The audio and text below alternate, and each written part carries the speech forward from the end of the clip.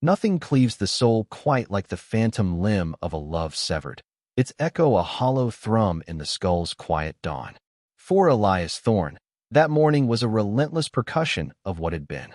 48 years etched lines around his weary eyes, each one a testament to the muted winters of his Minnesota upbringing, where silence was a language he'd long understood. But the stillness in the kitchen that day was a suffocating shroud. Clara, his wife of 14 years, sat rigid at the scarred oak table, her hands a white-knuckled prayer to some unseen judge. The air around her, thick with unspoken transgression, tasted metallic in his mouth. Her very breath seemed to carry the weight of a secret she could no longer bear. Elias, she finally exhaled, the sound a fragile shard of glass breaking the oppressive quiet. There's something. Time fractured. The children, oblivious in their cartoon-saturated world upstairs, were yet to descend for breakfast. In that suspended moment, the universe shrank to the two of them and the chasm her words were about to carve. I've been with someone, she confessed, her gaze flitting away like a trapped bird. For a while now. It wasn't a clean break within him. It was a brutal tearing, something vital ripped from his core. The sentence hung between them, a silent epitaph for their shared history. Who? The question escaped his lips, a guttural rasp from a stranger residing in his throat. Julian. From the firm. Her admission was flat, devoid of inflection, almost clinical. He's married too. A cold tide surged through Elias's veins, the familiar warmth leaching away. The mundane objects in the kitchen, the chipped ceramic mugs, the worn linoleum, suddenly felt alien, stripped of their shared significance. Even the rhythmic tick of the grandfather clock in the hall wasn't measuring time. It was counting the beats of betrayal. That day he walked, one worn duffel, his lifeline to the digital world, and the cold weight of his keys were his only companions. What he left behind, 14 years, 2 small lives nestled in a suddenly hollowed-out house, was a weight that threatened to buckle his knees. Clara wept, a torrent of guilt and perhaps something else he couldn't decipher. But his own wellspring had run dry, the pain too profound for tears. The initial days bled into one another, a numb drift through a fog of routine. Wake, work, collect the children, prepare food. The motions were there, but the essence was absent. Clara's relentless texts, a digital wail of regret, bombarded his phone for weeks. Her tearful appearances at his temporary lodgings, each plea a variation on the same theme. I made a mistake, grated on his raw nerves. Regret was a phantom limb too, unable to restore what was lost. And he had no desire for resurrection. The divorce proceedings were a sterile affair. Clara offered no resistance, relinquishing everything. The house, custody, their shared vehicle, with a quiet desperation. Just a small piece, she'd murmured, her eyes shadowed. Perhaps genuine remorse had finally taken root. Perhaps Julian had discarded her. He didn't ask. 18 months crawled by. The children, resilient in their innocence, still held Clara in their hearts, their visits a fragile thread connecting 2 fractured worlds. Elias and Clara became adept at the cold choreography of separated parenthood, their shared history a ghost in the periphery. Mutual friends, caught in the crossfire, had retreated to neutral ground. The approaching holidays loomed, a stark reminder of his solitary existence. The sterile aisles of the mall, the echoing emptiness of the grocery store, the solitary chair at school events. Yet, within that solitude, a strange, nascent freedom began to bloom, a quiet understanding of his own resilience. Then there was Vivian, divorced, with a daughter who carried her own quiet strength. Their connection began as a tentative exploration in the hushed corners of coffee shops, 2 weary souls finding solace in shared silences and cautious words. Recently, the delicate topic of introducing their children had surfaced. Elias had always guarded his children, unwilling to expose them to fleeting connections. But Vivian was different, grounded, observant, with a quiet fire in her eyes. He sent Clara a message, a carefully worded notification. Just wanted to let you know I'm seeing someone. Nothing serious, but there's a possibility she might meet the children. Telling you out of respect. His phone shrieked almost instantly. Clara's voice, raw with a hysteria he hadn't heard before, assaulted his ear. I haven't seen anyone. Not once. And you, how could you? Silence stretched between them, thick and accusatory. Clara, he finally said, his voice flat, devoid of emotion. This was your choice. I'm trying to move forward. Please, she choked out. Don't bring her around the children. I'm not ready. I can't. Vivian hadn't met them yet, but the possibility hung in the air, a fragile promise against the encroaching loneliness. Hours later, a text from Clara. I'm sorry. My reaction was unfair. An hour after that, I deserved this. But even in the stark landscape of deserved consequences, pain could still fester. And he was still a father, the remaining pillar in a family fractured by her choices. Some houses don't resonate with the warmth of past lives, but with the cold whispers of their ghosts. Their old home had become one such place. The faded Christmas lights still clung to the balcony, a mocking reminder of past joy. The hand-painted mugs Clara had hung in the kitchen window years ago remained, static relics of a vanished intimacy. Inside, a hollowness echoed in every room. His relationship with Vivian unfolded in that emptiness, a slow unfurling. They didn't rush, didn't force. Vivian carried her own scars, a marriage eroded by attrition rather than a single, brutal act. A quiet separation, she called it. She too had learned to navigate the solitude, not by fighting it, but by acknowledging its presence. On their first date, her gaze had been direct, unwavering. If you're truly ready, she'd said, her voice low, I'll stay. But I can't live in the shadow of your past. He'd admitted he wasn't entirely ready, but he was willing to walk forward, hand in hesitant hand. His connection with Clara was now a sterile exchange concerning the children.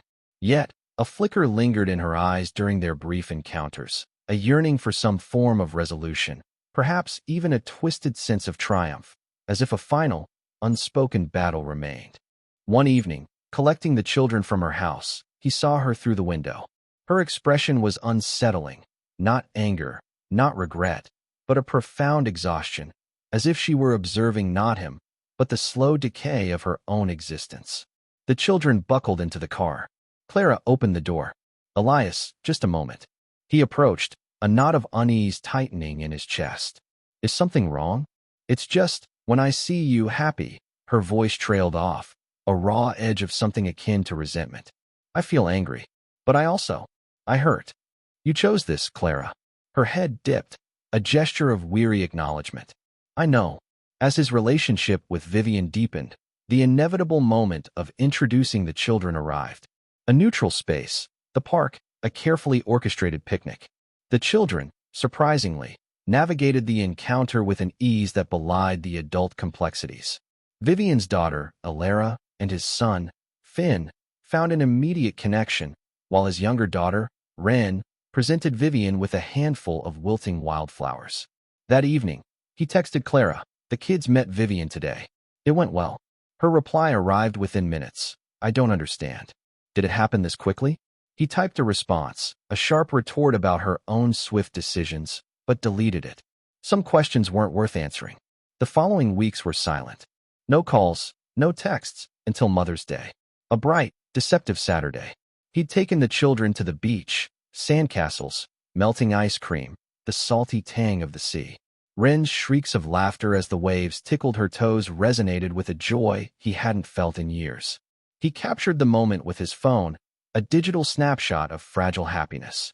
The next day, dropping the children off, he saw it in Clara's face, a subtle collapse, a draining of color. Looks like you had a great day, she observed, her tone flat. He nodded. Yeah, it was really nice. That beach, a pause, a tremor in her voice. That was my Mother's Day plan. A flicker of guilt. How was he supposed to know? She went quiet. Then, the kids told me you helped them make a gift for me. Thank you. I didn't, he corrected, the words clipped. That gift was for Vivian. The kids must have misunderstood. Silence descended, heavy and accusatory. Then, her eyes welled, a raw, unfiltered pain. You've become so cruel, Elias. His hands went cold. He recognized that old look, the one from 2 years ago, cold, empty. But this time, a new element had been added, a corrosive jealousy. Later that night, he recounted the exchange to Vivian. She simply nodded, her gaze steady. I can handle this. But don't let the children become collateral damage. She was right. Clara shouldn't burden their children with the weight of her own choices. But sometimes, people poison the wells of those they claim to love the most. That night, he drove past their old house. A single light burned in an upstairs window, yet the feeling of emptiness persisted. A thin mist clung to the glass. Clara hadn't destroyed that house, and neither had he. But somewhere within its walls, an unseen fire had ignited, and no one had bothered to extinguish it. Some moments etched themselves into the mind, indelible as photographs. For Elias, one such moment was the look Clara had given him on the final day of their divorce hearing. They sat across the sterile table, a lawyer and a stack of papers their only physical barrier. But the true distance was immeasurable. They were strangers inhabiting the same fractured narrative. Clara had been silent, her gaze fixed on some distant point, her lips trembling. But it wasn't the tremor of suppressed tears. It was the almost imperceptible twitch of a contained smile. Yes, that day, Clara hadn't been in pain. She had been enjoying herself. The realization had been a cold emptiness within him. The darkness he'd glimpsed in the woman he'd shared his life with for 14 years no longer belonged to someone he recognized. And in that moment, something fundamental within him had died. The last tendril of love had withered. Months drifted by. His bond with Vivian deepened, a slow, steady growth. Alara and his children formed a comfortable camaraderie. For the first time, the possibility of a shared future began to take shape, fragile yet real. But the past was a persistent shadow. One evening, as they cleared the dinner dishes, his phone buzzed. A message from Clara. I need to withdraw money from my 401k. What should I do? He froze. She hadn't asked him a financial question in 2 years. He replied curtly, I don't know. I plan to access it at retirement. Can't offer advice. Vivian read the message over his shoulder. Is she struggling financially? He shrugged, a weariness settling over him. Probably. No idea what she got in the settlement, but she likely burned through it. Vivian's gaze was soft, but her voice held a quiet resolve. That's not your problem, Elias. And for the first time, he truly believed her. A few days later, a chance encounter at a dimly lit bar with an old friend offered a disturbing glimpse into Clara's post-divorce life. After the initial pleasantries and shared memories, the conversation drifted to her. If you think she's still hung up on you, Elias, his friend had said, his eyes clouded with a strange mixture of pity and discomfort, you're wrong. What do you mean? He hesitated, wetting his lips. Look, I don't know if I should even be telling you this, but after the divorce, she used a good chunk of the settlement to invest in that Julian's business. It tanked. He left her. A cold dread coiled in Elias's stomach. And from what I heard, his friend continued, his voice dropping, when he moved out of state, he asked her to go with him. Clara almost left the kids behind to follow him. The words caught in Elias's throat, a bitter taste of disbelief. She didn't tell me. His friend shook his head. No, but it explains some things, doesn't it? When he told Vivian, her response was stark. That's not pain, Elias. That's character. Some nights, the memory of that courtroom, that unsettling look, a perverse blend of emptiness, satisfaction, and superiority, would resurface. And each time, the same question echoed in the hollow spaces of his mind. If her look had been different, would I still be there? Maybe, maybe not. But it no longer mattered. Because now, he woke each morning beside Vivian, and in her quiet presence, he found a sanctuary. You're safe, her unspoken language conveyed. Clara's texts had become infrequent, her digital presence fading. His connection with his children, however, had deepened, nurtured by shared laughter and a growing sense of stability. One night, Wren, nestled in his lap, her small fingers tracing the lines on his hand, asked, Daddy, is Vivian going to live with us? A slow smile spread across his face. Would you like that? She nodded, her eyes earnest. She makes you happy. I like that. In that moment, a quiet realization settled within him. He had allowed a new light into his life without casting a shadow over his children's hearts. And that, he understood, was a true, hard-won victory. Loyalty, once shattered, leaves behind shards that embed themselves not just in the heart, but in the very fabric of time. Clara's betrayal might be in the past, but its residue lingered, a persistent fog. The fragmented updates from the children painted a bleak picture. Mom cried again today. Mom didn't go to work last week. Mom says she wishes she could move back into your house. One evening, Finn sat beside him, meticulously arranging his Lego bricks. Dad, he asked, his brow furrowed in childish concern, did you never forgive Mommy? The question hung in the air, heavy with unspoken complexities. In that moment, Elias had no easy answer. Forgiveness wasn't always about erasure. It was about learning to carry the weight of what couldn't be undone. One stark morning, Clara's number flashed on his phone. Elias, can we talk? In person.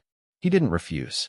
A reckoning felt inevitable, not out of malice, but out of a need to finally understand the wreckage. They met at a small, unassuming cafe. The winter coat she wore, a relic from their shared past, was wrinkled and worn, clinging to her like a faded memory.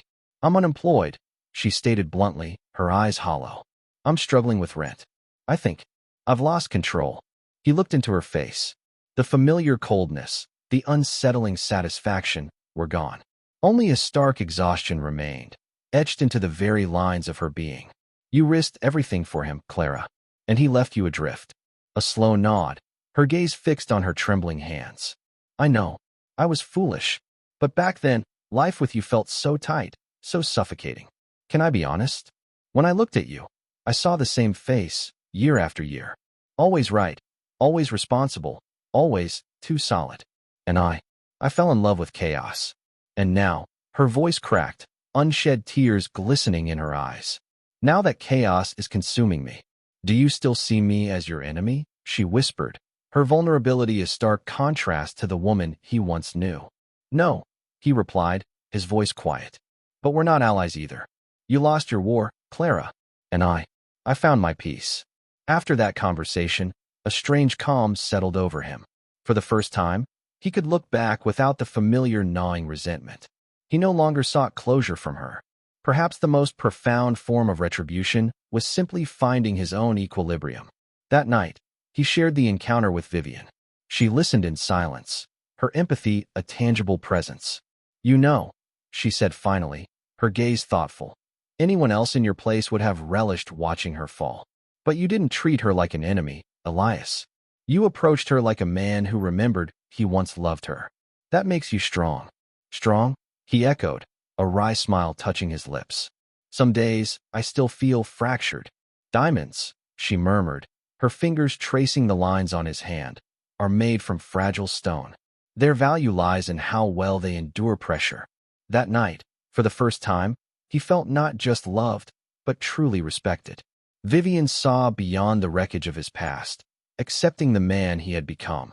The next morning, amidst the cheerful chaos of breakfast, Finn handed him a folded piece of paper. My homework, he announced proudly. We had to write about our family. In the childish scrawl, one sentence stood out, stark and profound. My dad is a strong man. Even when my mom is sad, he doesn't get mad at her. He always does the right thing. He is my hero. Tears welled in Elias's eyes. In the innocent gaze of his son, despite everything, he was still a hero.